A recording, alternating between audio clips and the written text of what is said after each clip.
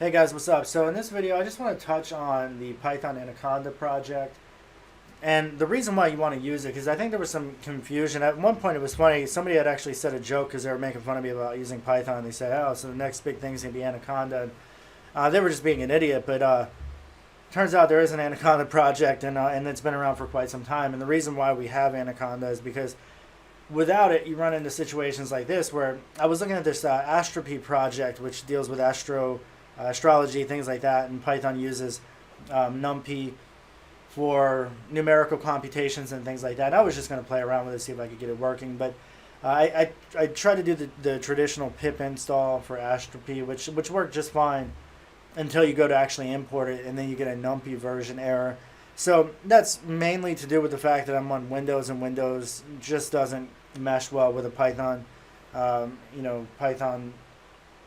Basically, if you're going to be doing some hardcore Python programming, you're probably not going to be doing it in Windows. But Windows, for the most part, is still capable. But it's definitely a hindrance.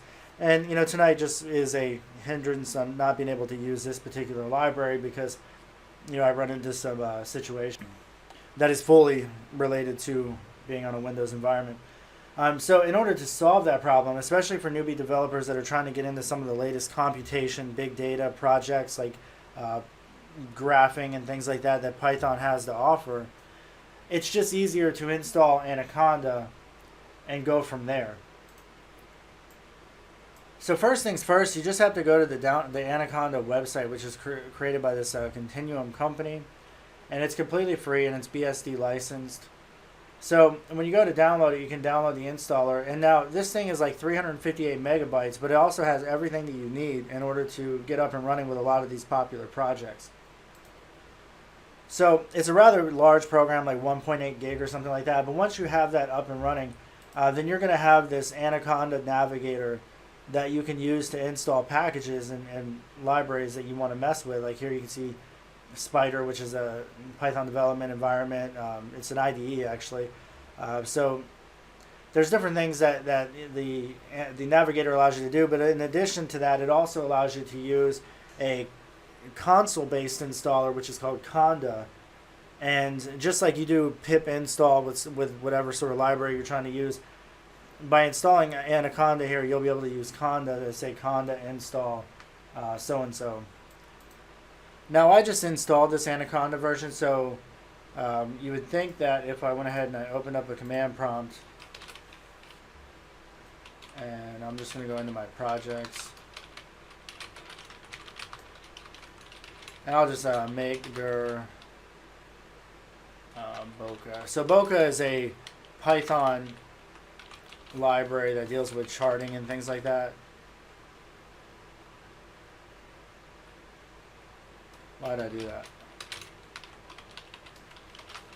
Alright, now what I'm going to do is run conda install boca.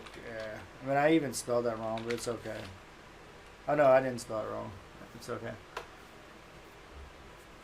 So now by using conda, because I installed Anaconda, I have this new installer, which makes things much easier, and it actually deals a lot of the headaches that you normally deal with Windows and such. You have that being dealt with for you here. So definitely recommend it, even though it might install more than you need. Not having enough is certainly a pain in the ass, especially on Windows. Now from the Boca, let me go ahead and run Python here. Actually, I'm going to paste this entire thing.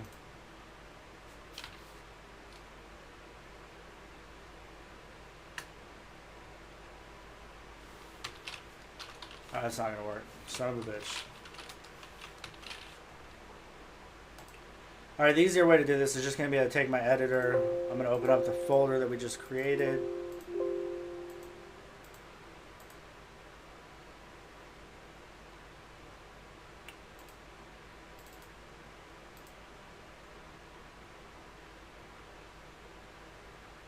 And I'm using Visual Studio Code, which is a free editor, by the way. So here I'll create a start.py file, which is for Python. All right, and this is from the Boca documentation, so I just pasted this in. And if everything works well, this should be able to create an HTML file from wherever it's run. So I could go here and you can see it's right there. I could say python start.py, or I should just be able to say start.py. And if Python's on your command line, then it should know how to run that.